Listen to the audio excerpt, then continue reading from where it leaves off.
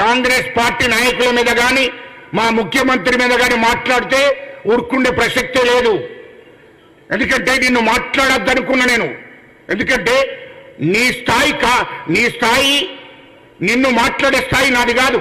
ఎందుకంటే నువ్వు ఆఫ్టర్ ఒక పాలేరు కానివి, నీ గురించి నేను మాట్లాడేకండి అసలు అర్థం కాలే.